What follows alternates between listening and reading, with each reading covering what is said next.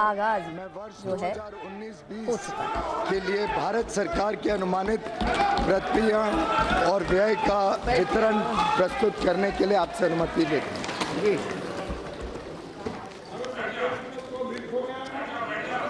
Madam Speaker, I rise to present the interim budget for the year 2019-2020. Yes. Part A. I am deeply conscious of the absence of Shri Arun Jaitley today. I am sure the House joins me in wishing Shri Jaitley speedy recovery, good health, and a long life in the service of the nation. Madam Speaker, the people of India gave a strong mandate to our government. Under the visionary leadership of Honorable Prime Minister Shri Narendra Modi, we have given the most decisive, stable and clean government and have undertaken transformational structural reforms. We have reversed the policy paralysis engulfing the nation and have restored the image of the country. इस सरकार की उपलब्धि रही कि हमने सोच को बदलने के अथक प्रयास करे और देश के आत्मविश्वास को बढ़ाया. I can proudly say that India is solidly back on track and marching towards growth and prosperity. We have prepared the foundation for sustainable growth, progress and better quality of life for all our people. We are moving towards realizing a new India by 2022, when we celebrate 75 years of independence. An India which is clean and healthy, where everybody would have a house with universal access to toilets, water, electricity, where farmers' income would have doubled. Youth and women would get ample opportunity to fulfill their dreams. An India free from terrorism, communalism, casteism, corruption and nepotism. State of the economy. Madam Speaker, the last 5 years have seen India being universally recognized as a bright spot of the global economy. The country witnessed its best phase of macroeconomic stability during this period. We are the fastest growing major economy with an average GDP growth higher during the last 5 years, higher than the growth achieved by any government since economic reforms began.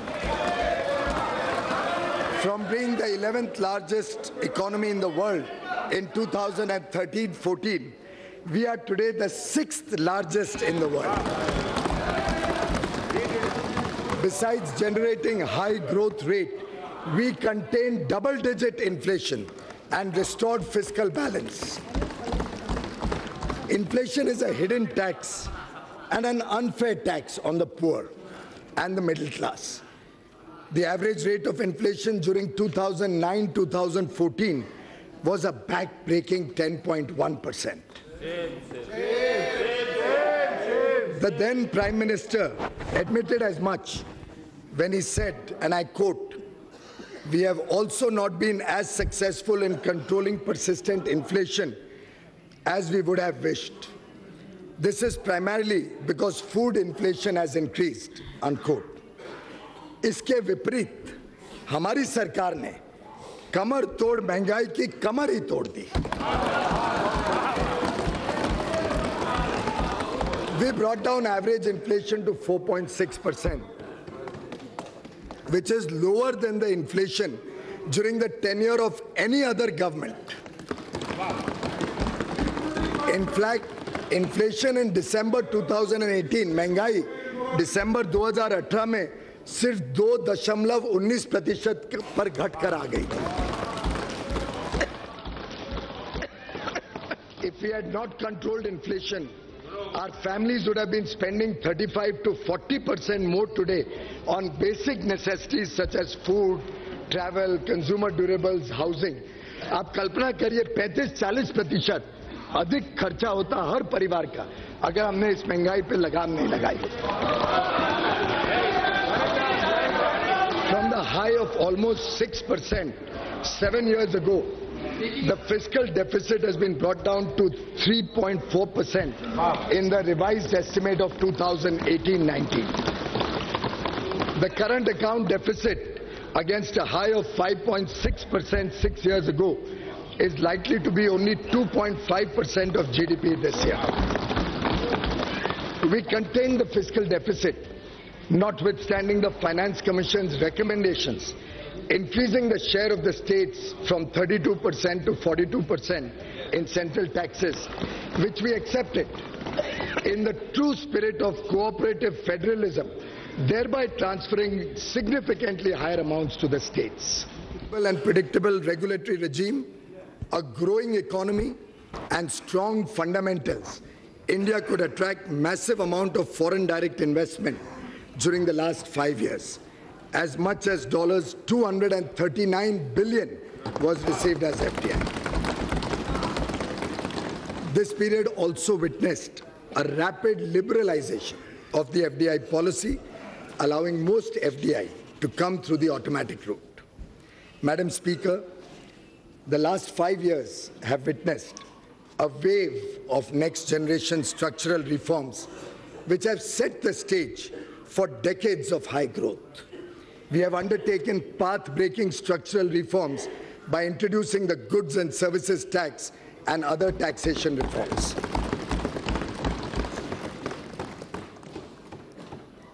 Banking reforms and insolvency and bankruptcy code. The period of 2008 to 14 will be remembered as a period of aggressive credit growth, and as per RBI, the primary reason for a spurt in non-performing loans and stressed assets.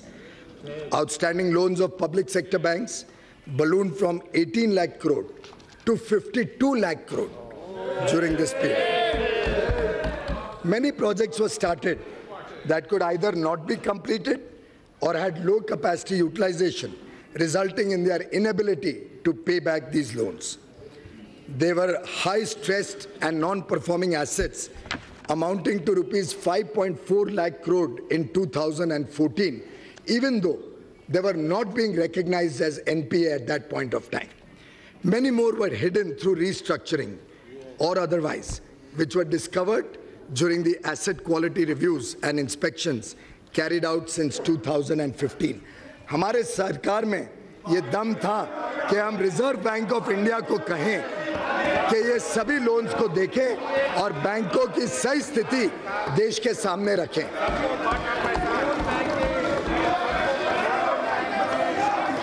We put a stop to such questionable practices and stopped the culture of phone banking.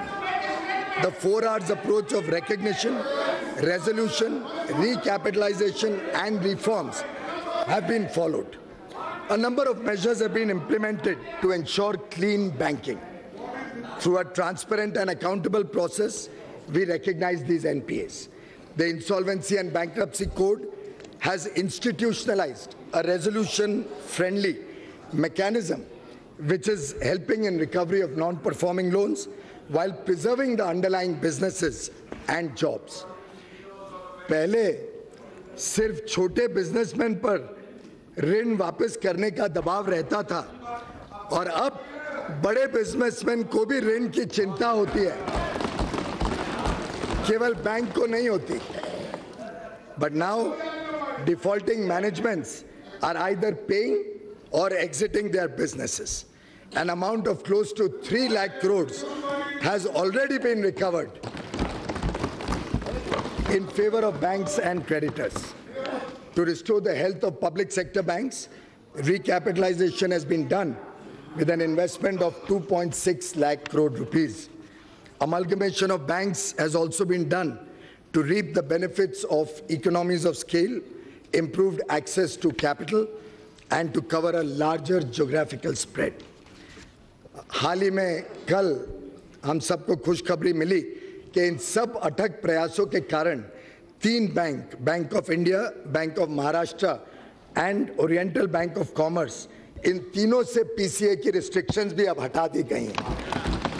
और मुझे पूरा विश्वास है जिस गति से banking में सुधार हुआ है, बाकी सब बैंक्स भी बहुत तेज गति से इस व्यवस्था से निकल के फिर एक बार जोर से तेजी से बैंकिंग व्यवस्था में आ जाएंगे। Steps against corruption. We have ushered in a new era of transparency. हमने भ्रष्टाचार मुक्त सरकार चलाई।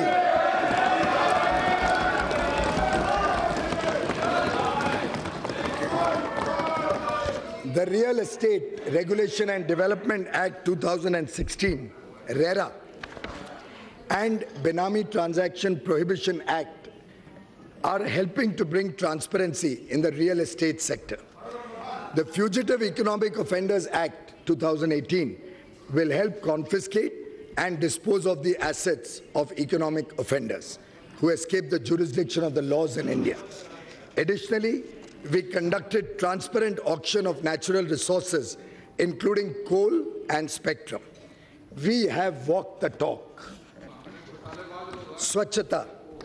As a tribute to Mahatma Gandhi, whose 150th birth anniversary we are celebrating in 2019, our government initiated the world's largest behavioral change movement with the Swachh Bharat Mission. India has achieved over 98% rural sanitation coverage, and as many as 5,45,000 villages have been declared open defecation free. It is a holistic program and has succeeded in changing the mindset of our people. व्यापक जन भागीदारी से लोगों ने इसे एक सरकारी योजना से राष्ट्रीय आंदोलन बना दिया है।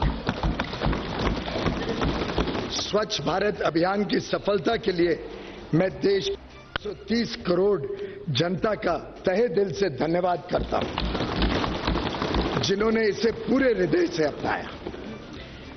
गरीब और देश के संसाधनों पर पहला अधिकार गरीबों का है।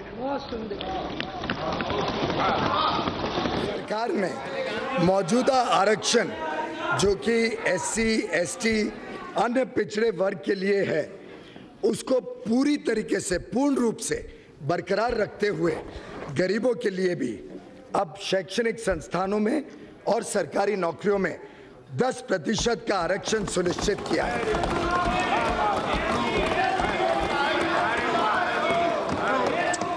इन संस्थानों में औसतन 25% अतिरिक्त सीट्स, लगभग 2 लाख सीट्स उपलब्ध कराई जाएंगी, जिससे किसी भी वर्ग के लिए वर्तमान में उपलब्ध आरक्षित सीट्स में कोई कभी कमी न आए। गरीबों और मध्यम वर्ग के परिवारों को सस्ते दाम पर अनाज उपलब्ध कराने के लिए वर्ष 2018-19 में लगभग 1,70,000 करोड़ रुपए का व्यय किया गया, जो वर्ष 2013-14 के खर्च के मुकाबले लगभग 2 गुना है। 13-14 में मात्र 92 करोड़ रुपए लगभग खर्च हुए थे। हमने यह सुनिश्चित किया कि अनाज सबको मिले और किसी को भूखे पेट नहीं सोना पड़े। मनरेगा के लिए भी बजट एस्टिमेट 2019-20 में 60,000 करोड़ का आवंटन किया जा रहा है। जरूरत पड़ने पर और भी धनराशि उपलब्ध करा दी जाएगी। We have worked to bridge the urban-rural divide in the country. Honorable members in this august house, many of whom are from rural areas, will agree that several times in the past, only empty promises have been made to the people living in our villages. During the last 5 years, we have undertaken targeted expenditure to improve their quality of life in all its dimensions. हमारा उद्देश्य है कि गांव की आत्मा बरकरार रखते हुए वहां भी शहरों जैसी सुविधाएं उपलब्ध हो।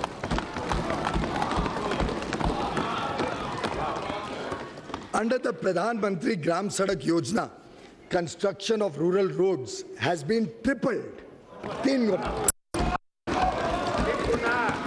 15,80,000 habitations out of a total of 17,84,000 habitations have been connected with Pakka roads, and the work is going on to complete the rest very, very soon.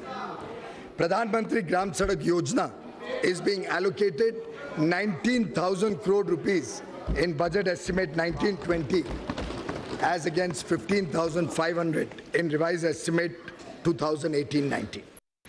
जब पहले एक गरीब बच्चा टूटी पगडंडी पर चलकर स्कूल पहुंचता था, आज उसके गांव तक बस पहुंच सकती है।